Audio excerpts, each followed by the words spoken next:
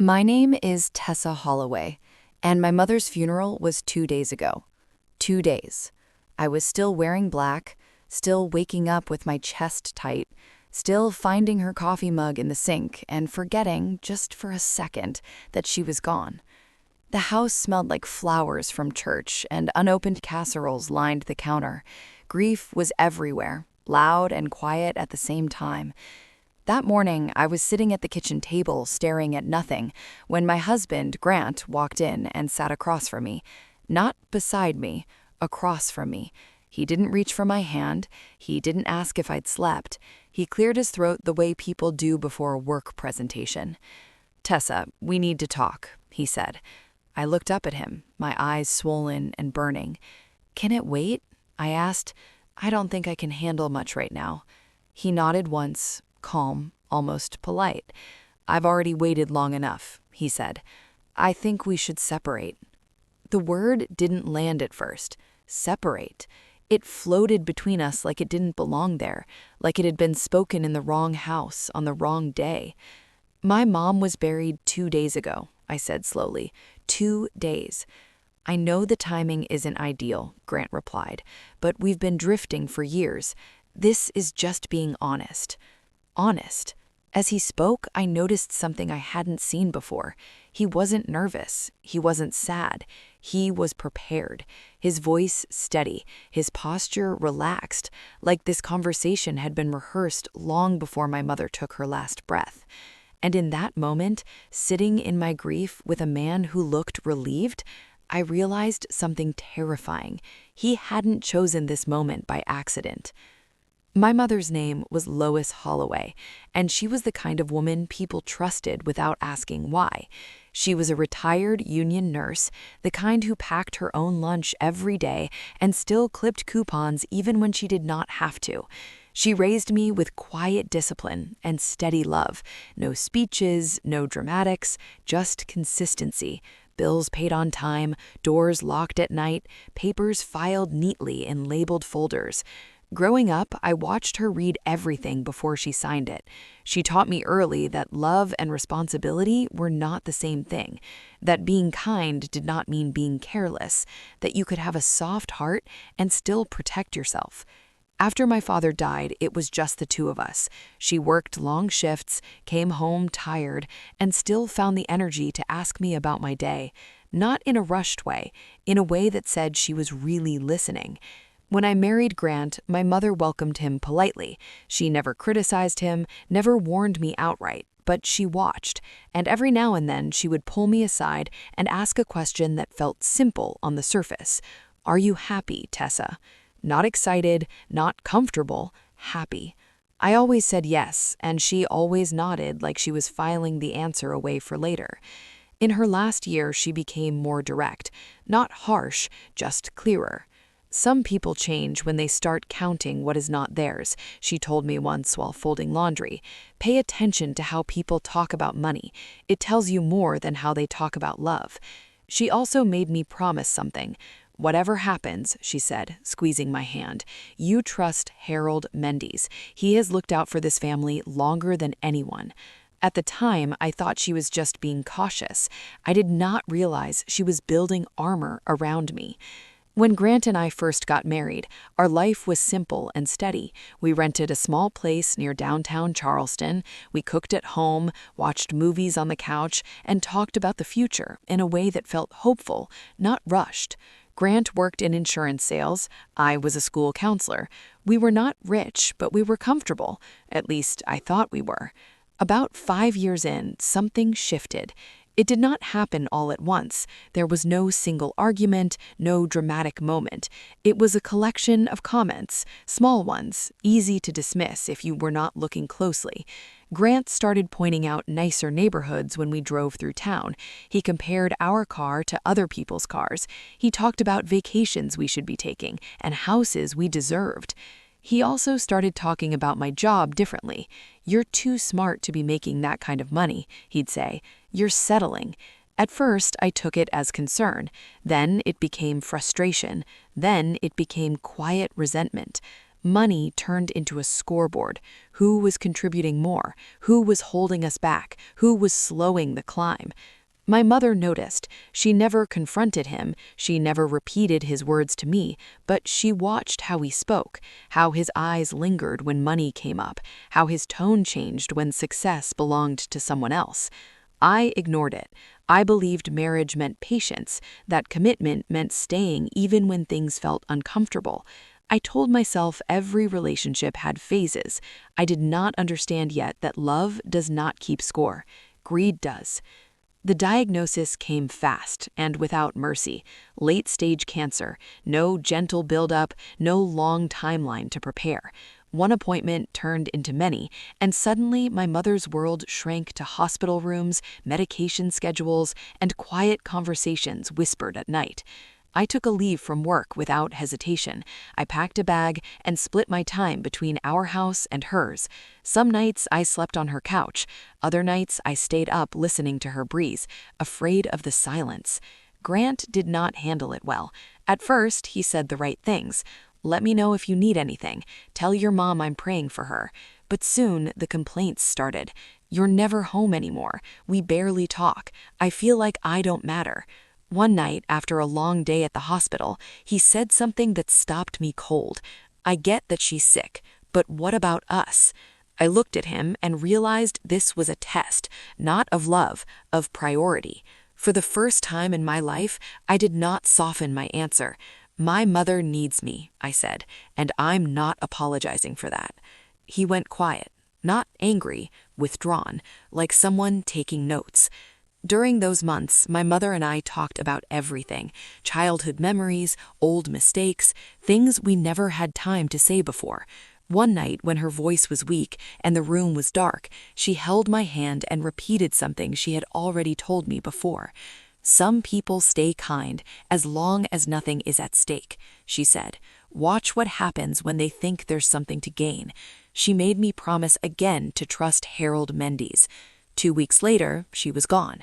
2 days after we buried her, Grant sat across from me at the kitchen table and asked for a separation. That was the moment I knew my mother had been right. The morning after Grant asked for a separation, he came back with a folder in his hand. I was still in my pajamas, still moving like my body belonged to someone else. He sat down at the table again, the same seat, the same calm expression. I already spoke to a lawyer, he said. I filed. These are the papers. I stared at the folder. Divorce papers prepared, organized, timed. My mom just died, I said quietly. We buried her yesterday. I know, he replied, but dragging this out will only make things harder. We should keep it clean, fair. Fair. He started talking about selling the house, about splitting assets evenly. Then he said it. Anything your mother left you would be part of the marriage. That's how it works. I looked up at him. Is this about her estate? He sighed like I was being dramatic. Why would you think that? I'm just being practical. Practical. He explained community property laws like he'd memorized them. He warned about delays, about complications, about what happens when emotions get in the way. Before he left, he turned back and added almost casually, "You should probably talk to a lawyer too." That was not advice. It was pressure. And for the first time since my mother passed, I remembered exactly what she told me to do when people started counting what was not theirs. Harold Membes's office was quiet in a way that made my shoulders drop the moment I walked in. He stood up when he saw me, his face softening. "I'm so sorry about your mother, Tessa," he said. "Lois was a remarkable woman." He did not rush me. He let me sit, let me breathe. Then he asked one question. "Has Grant mentioned your inheritance yet?" My stomach tightened. "Yes," I said. "He says it's marital property." Harold nodded slowly, like he expected that answer. "Your mother thought he might," he said. "That's why she came to see me 6 months ago." 6 months ago, before the diagnosis, before any talk of divorce. He opened a folder and slid it toward me. "Your mother created an inheritance protection trust," he explained. "Every asset she left you was placed there. The house, the savings, the insurance, all of it." I stared at the numbers, struggling to process them. This trust was designed to make sure no spouse could ever claim those assets, Harold continued. It was completed long before Grant filed for divorce. I felt the air rush out of my lungs. She knew, I whispered. She suspected, Harold corrected gently, and she planned. Then he handed me a sealed envelope. She asked me to give you this after I explained the trust. Inside was my mother's handwriting, familiar, steady. My girl, this money is not control. It is freedom. Freedom to leave if you need to. Freedom to stand without fear. Tears blurred the page. Harold leaned back. We're not going to confront him yet, he said. We're going to let him show us exactly who he is. For the first time since my mother died, I did not feel powerless. I felt prepared. When I got home that evening, Grant was already there. He was sitting on the couch, scrolling on his phone like nothing had happened, like he hadn't asked for a divorce while I was still planning my mother's Memorial flowers. Did you talk to a lawyer? He asked, not looking up. Yes, I said, keeping my voice steady. That got his attention. He looked up immediately, and they said fighting this would only make things more expensive, I replied. We should probably move forward. I watched his shoulders relax just slightly, like someone who thought they were back in control. That's mature, he said. I knew you'd see reason. I nodded. There's more to my mom's estate than I realized. His eyes changed, not dramatically, just enough. How much more? He asked. Enough that it complicates things, I said carefully. He leaned closer. Well, we can work through that together. We're still married, no reason to make this harder than it needs to be. That night he suggested moving back in fully, said it would save money, said adults could handle things calmly. Every part of me wanted to say no. Instead, I agreed he could stay in the guest room. I smiled when I said it. I kept my tone soft, cooperative, because sometimes the safest move is to let someone believe they're winning, and Grant believed it completely. 3 days later, Grant caught me in the kitchen as I was pouring coffee. I need to talk to you about something, he said, suddenly upbeat. I stayed where I was. About the divorce. About an opportunity, he replied, for us. That word again. Us. He pulled out his phone and started talking fast. A friend from college, a new business, early access, limited spots, the kind of story that sounded impressive if you did not slow it down. He's asking for investors, Grant said, serious ones, and I thought, with your mom's money coming in, this could be perfect timing. My grip tightened on the mug. How much? I asked. 100,000? He said quickly, just as an advance on my share. My share. He explained it like it was logical, that since we were still married, it made sense that the money would be split anyway, that this would actually benefit me in the long run. It's temporary, he added. We'll adjust the numbers once everything is finalized. I looked at him and realized something had changed. He was not asking. He was assuming. I need time to think, I said. His smile tightened. Of course, but not too long. He needs an answer by Friday. That afternoon, I drove straight to Harold Mendez's office. He listened without interrupting. Then he nodded once. That's it, he said. That's the moment your mother predicted. I felt my chest tighten. So what now? Harold closed the folder in front of him. Now we stop letting him imagine, he said. Now we show him exactly what your mother put in place. I drove home knowing something important had shifted. Grant was done pretending, and so was I. The meeting was set for Monday morning at Harold Mendez's office. Grant arrived early, dressed sharper than usual, with his lawyer beside him. Scott Fletcher looked exactly like I expected. Expensive suit, confident smile, the kind of man who spoke like outcomes were already decided. They sat across from us at the long conference table. Grant would not look at me. He did not need to. He thought he knew how this would end. Scott spoke first. My client believes this can be resolved quickly, he said. Mrs. Holloway recently received an inheritance during the marriage. Under community property principles, those assets should be divided equally. Harold nodded calmly. He did not rush. He opened a folder and slid it forward. Your client is mistaken, he said. Miss Holloway's inheritance is not marital property. Grant leaned forward. That's not possible, he said. We're married. Harold's voice stayed steady. 6 months before her passing, Lois Holloway established an inheritance protection trust. Every asset was placed there before any divorce filing. Miss Holloway is the sole beneficiary. The trust explicitly excludes spousal claims. Scott picked up the document and began reading fast, too fast. His confidence faded line by line. "This trust is irrevocable," Harold continued. "It is legally sound. It cannot be challenged successfully." Grant's face changed. "She had no right to do this," he snapped. I spoke for the first time. "Do not talk about my mother," I said quietly. "Not like that." The room went still. Scott cleared his throat. Challenging, "This will be costly," Harold added, "and you will lose." Grant finally understood. He was not losing money. He was losing control. Grant did not call me after the meeting. Instead, he went online.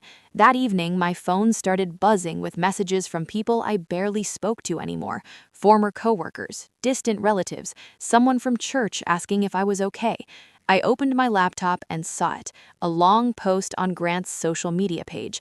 Calm, polished, written to sound reasonable. He said he had asked for a divorce because I was controlling, that I isolated him, that I cared more about money than marriage. He claimed I was trying to keep what should be shared.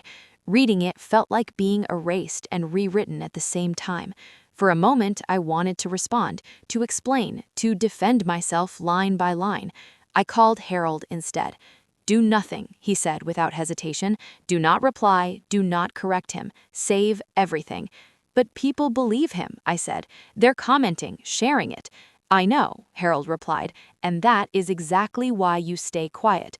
Courts don't care about posts. They care about patterns, evidence, behavior." So I took screenshots. I saved dates. I wrote down every message and every call. Nia came over that night and sat with me on the couch. "He is trying to control the story because he lost control of the money," she said. "Let him talk." She was right. The people who really knew me didn't ask questions. They checked on me. And the ones who believed him without asking were quietly revealing themselves too. I went to bed that night shaken but clear.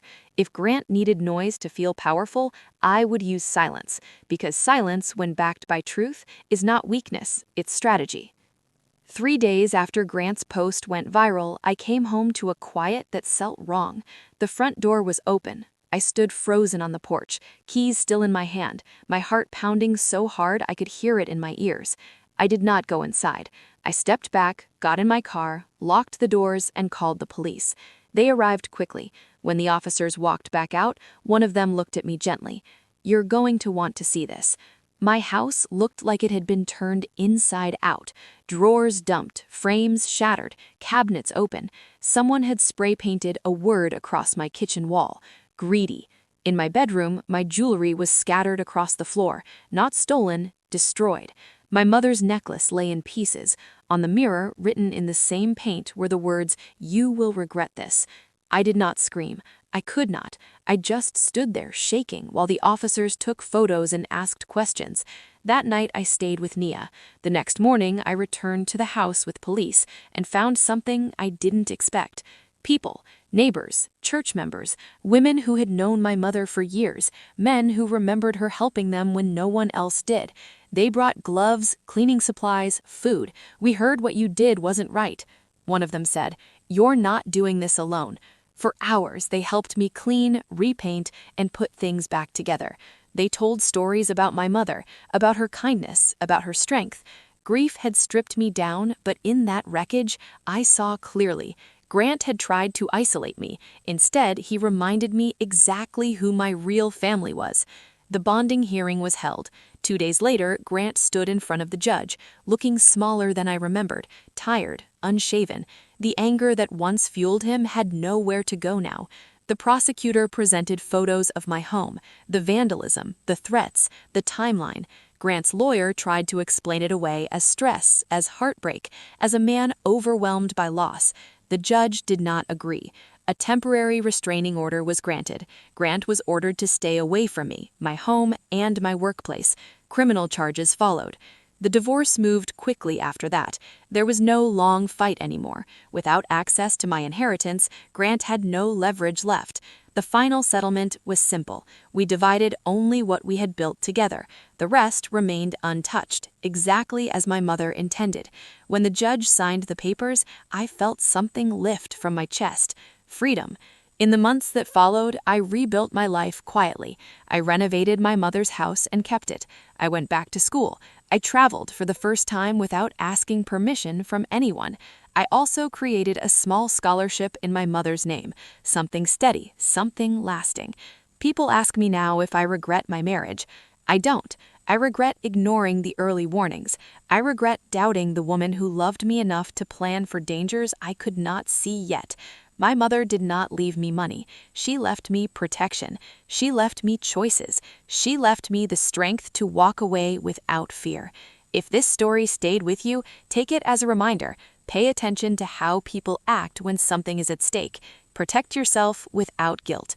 And if you believe stories like this matter, like the video, share it, and tell me in the comments where you're watching from. Your voice matters too.